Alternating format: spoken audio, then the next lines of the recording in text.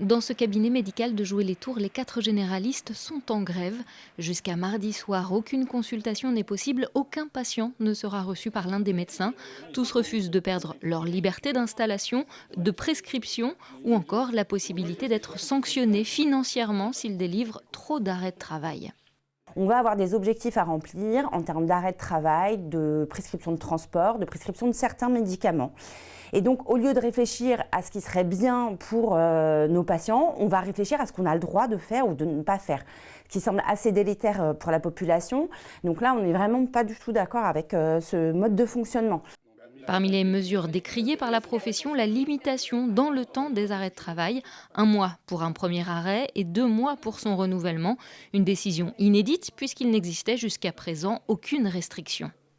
On a des difficultés d'accès aux médecins spécialistes, des difficultés d'accès à l'imagerie, des difficultés d'accès à la kinésithérapie.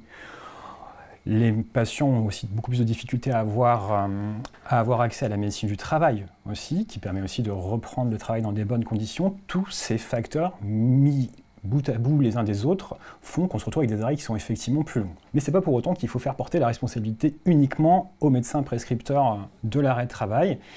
Et ça ne justifie pas qu'on puisse mettre le médecin sous la menace d'amendes qui peuvent être de plusieurs milliers d'euros.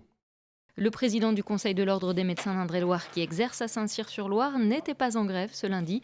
Pourtant pour lui, l'indépendance professionnelle et la liberté de prescription sont des principes de base de la profession et de son éthique. Elles ne peuvent pas être remises en cause. Ça fait 30 ans que j'exerce. J'ai jamais vu de mouvement de grève aussi long, jamais.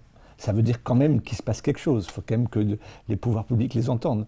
On ne peut pas admettre une quelconque coercition administrative ou financière à notre activité médicale. C'est pas possible. C'est contraire à la déontologie, c'est contraire à nos principes de travail.